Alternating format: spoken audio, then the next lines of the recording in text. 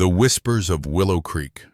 The tiny, weather-beaten house of Widow Mae Juniper hunched at the far edge of Willow Creek, a forgotten toy amidst the imposing pines. Dust motes danced perpetually in the slanting sunlight that pierced the grimy panes, like tiny, energetic spirits trapped in amber. Mae herself was a creature of habit, her days a meticulously choreographed dance of avoidance. The townsfolk called her the scaredy cat, a harsh arrival. The late afternoon sun, usually a comforting blanket over Juniper Creek, felt suddenly oppressive. Mae, tidying a shelf in her small general store, flinched violently at a sudden, guttural roar that sliced through the usual hum of distant crickets and the lazy clucking of chickens. Her heart hammered against her ribs, a frantic bird trapped in a cage.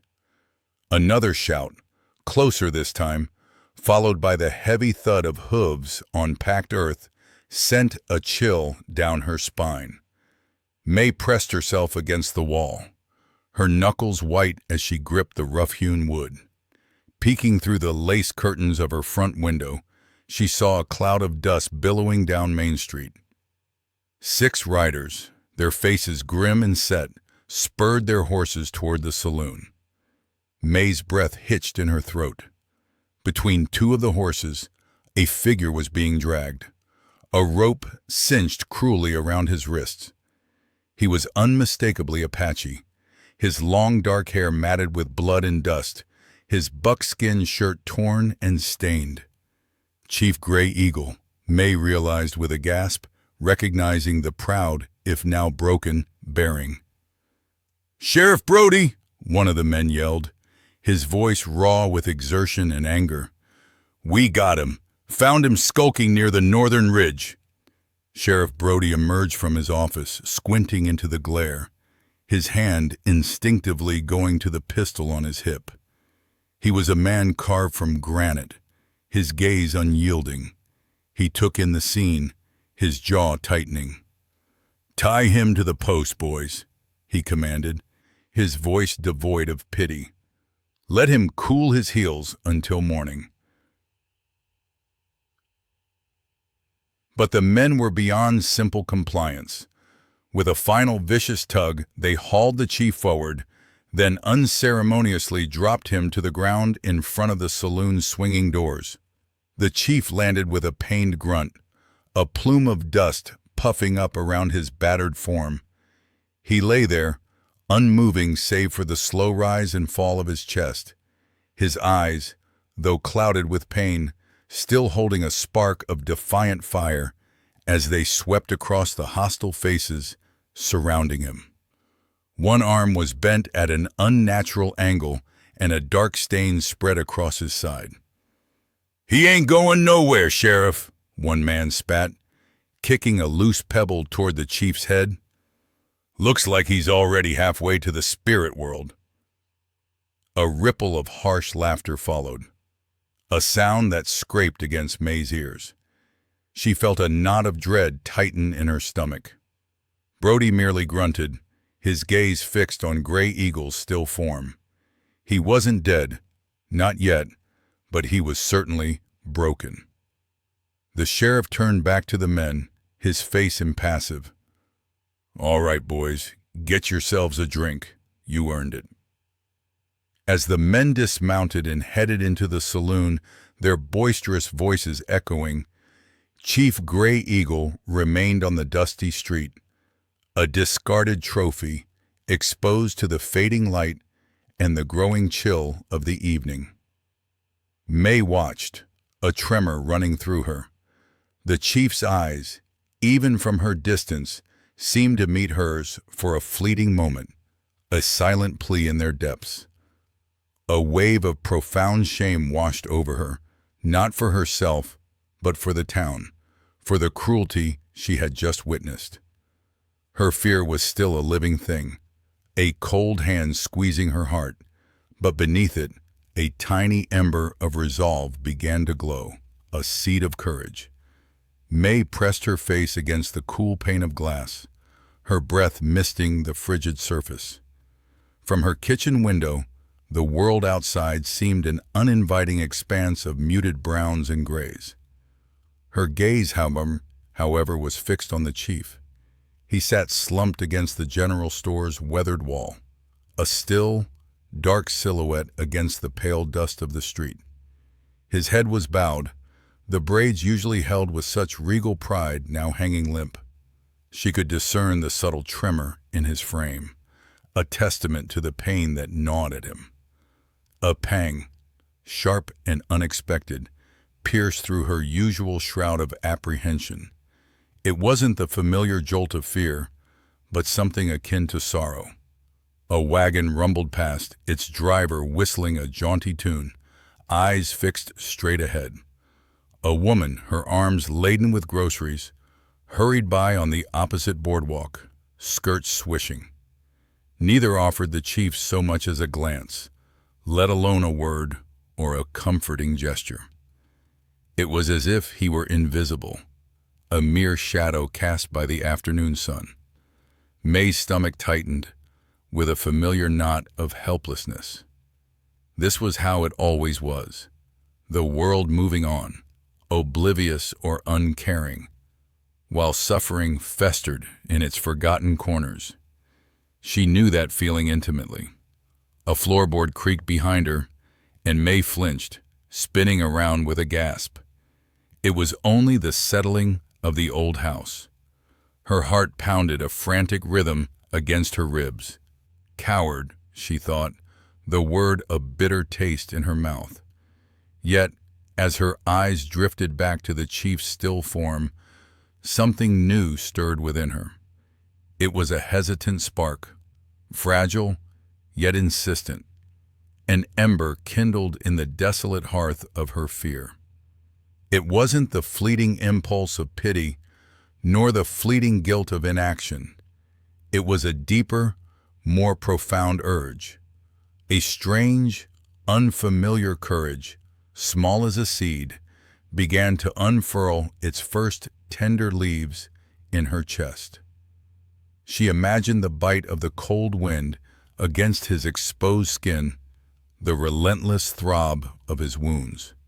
The thought of leaving him there, alone and in agony, began to feel more unbearable than the thought of confronting her own terrors. A shiver, unrelated to the cold, ran down her spine. The chief's predicament, so stark and undeniable, was slowly chipping away at the walls she had built around herself. She wasn't sure what she could do, or even if she could do anything without succumbing to panic. But the seed, once planted, had taken root, the secret journey. The moon, a sliver of bone, offered little comfort through Mae's grimy window. Sleep was a distant dream, replaced by the persistent echo of the chief's ragged breathing. His image, stark against the dusty floor of the jail cell, was burned into her mind. The hollowed eyes, the clotted wound, the dignity that even suffering could not entirely erase. Each time she closed her eyes, she saw the dark stains spreading on his tunic, a silent accusation against her inaction. Her heart thumped a frantic rhythm against her ribs. She was a woman of shadows and hushed apologies, a creature of habit and fear. Yet the thought of him, alone and broken, stirred a spark of something unfamiliar within her, a quiet, insistent defiance. The town would condemn her. She knew this with a cold certainty. They would call her foolish, a traitor, perhaps even worse.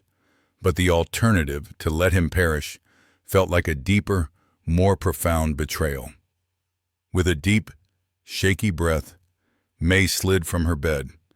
The floorboards groaned in protest, each creak amplified in the oppressive silence of the night. Her hands trembled as she reached for the rough woolen blanket folded at the foot of her bed. It was thin, but it was all she had. Next, she found her water skin, half full, and a crust of stale bread wrapped in a linen cloth. Small offerings, yet they felt monumental in her trembling grip. Her journey through the darkened house was a slow, agonizing crawl. Every shadow seemed to lengthen. Every creak of the old timbers sounded like a gunshot.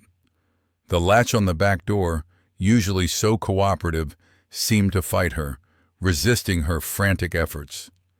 When it finally clicked open, the rush of cool night air was a shock against her flushed face. Outside, the world was a canvas of deep blues and purples. The familiar path to the jailhouse, usually bustling with wagons and laughter by day, was now a desolate, intimidating stretch. The wind, whispering through the dry prairie grass, sounded like 1,000 unseen footsteps. Mae clutched her meager supplies tighter, her knuckles white.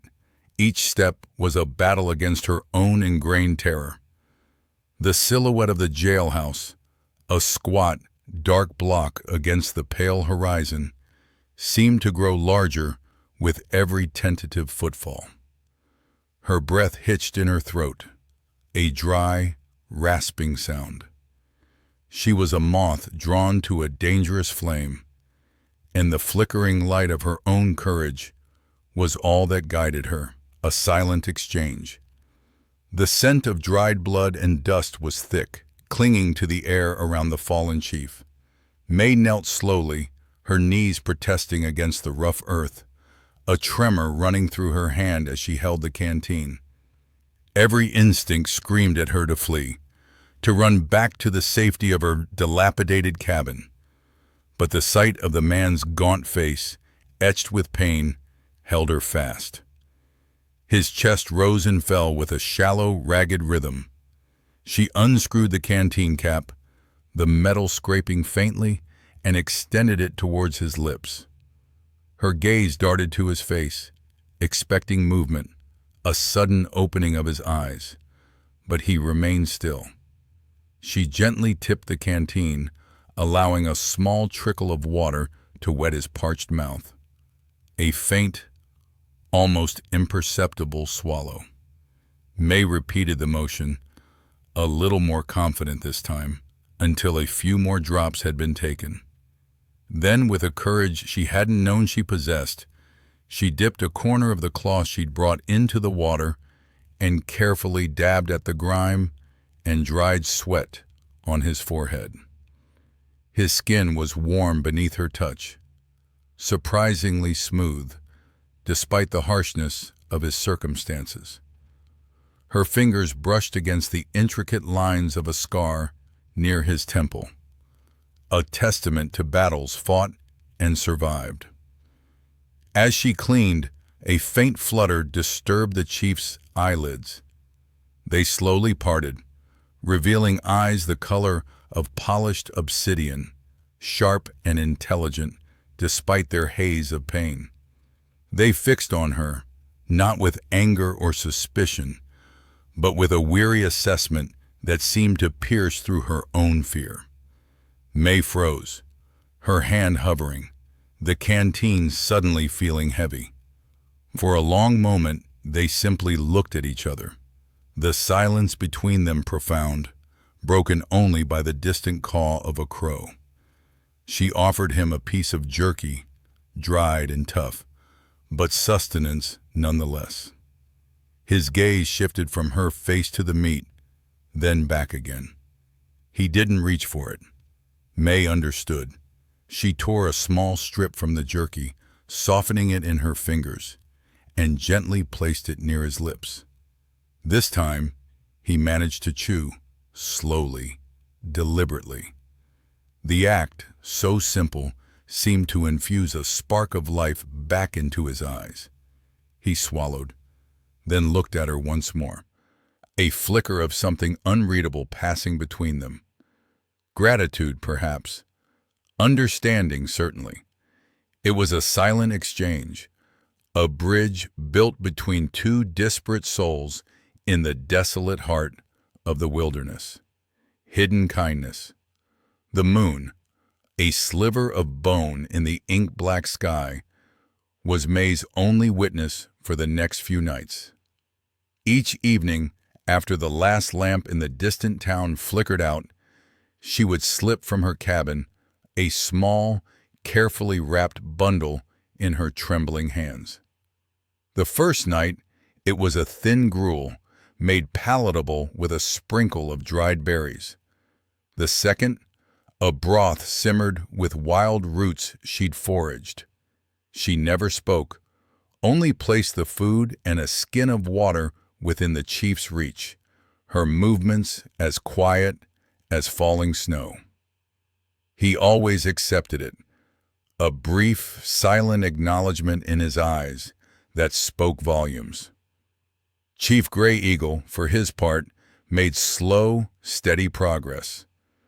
The fever that had gripped him began to recede, leaving behind a profound weakness but a growing clarity. He watched Mae with an intensity that made her heart pound, but she found a strange comfort in his steady gaze. He never tried to speak, conserving his strength, but his eyes followed her every move, assessing, understanding.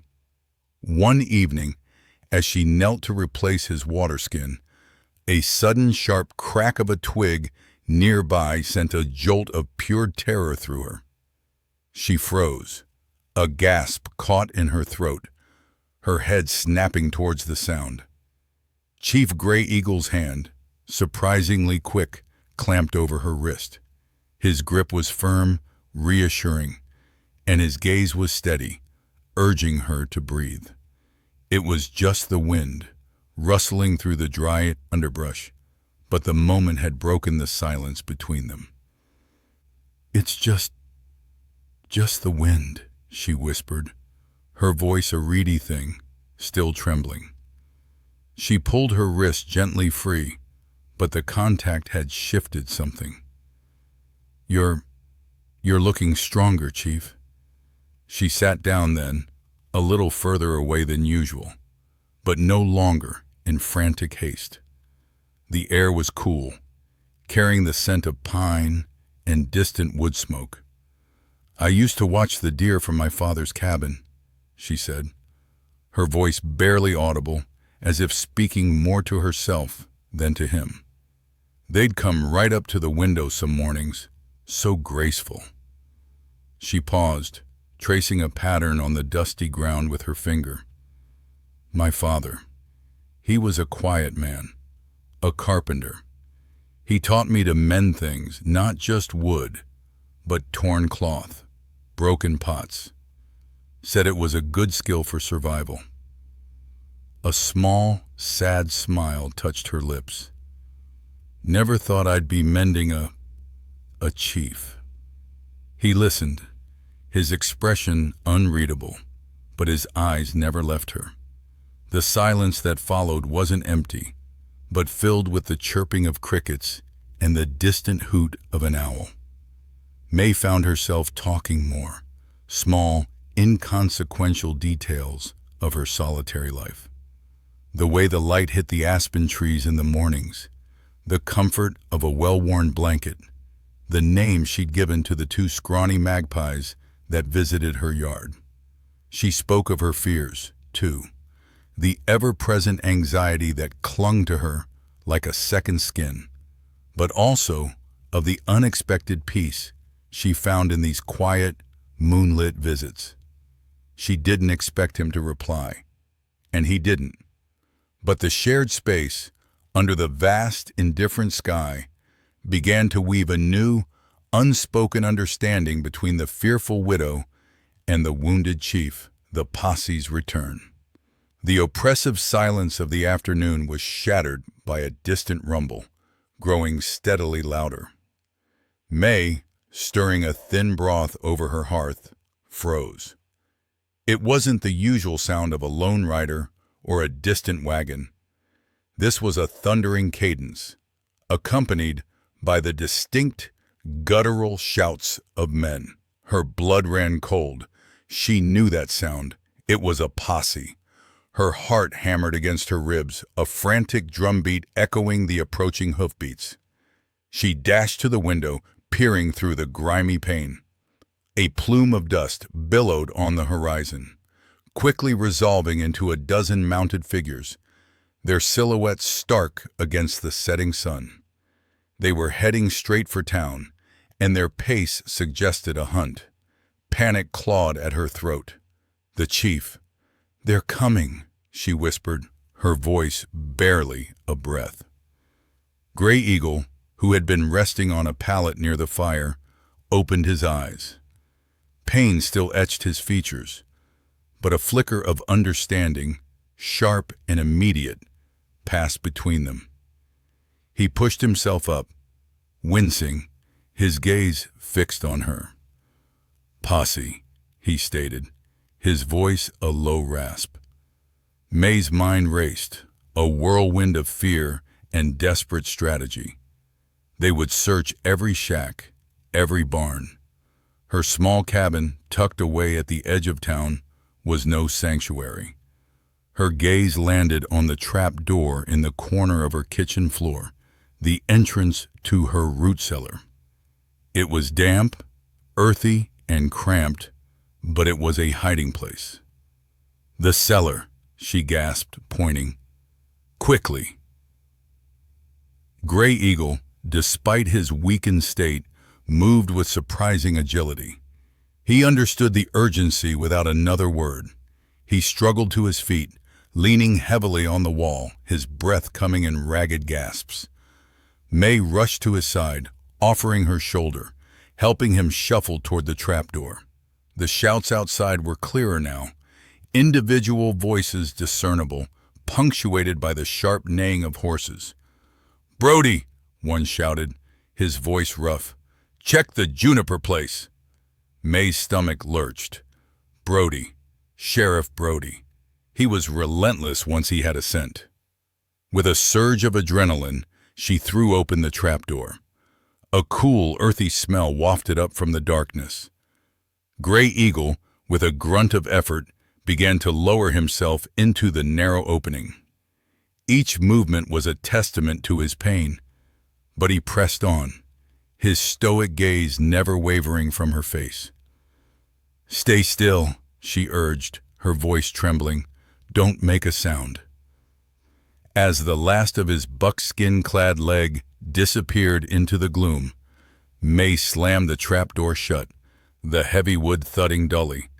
She dragged a worn rag rug over it, then a bushel basket of potatoes, hoping to disguise the seam. Her hands shook violently. She smoothed her apron, straightened a crooked picture, trying to compose herself, to appear calm and oblivious. The posse was almost at her door, a widow's stand. The thud of the last sack of potatoes echoed in the dim root cellar. Mae, her breath ragged, brushed dirt from her apron.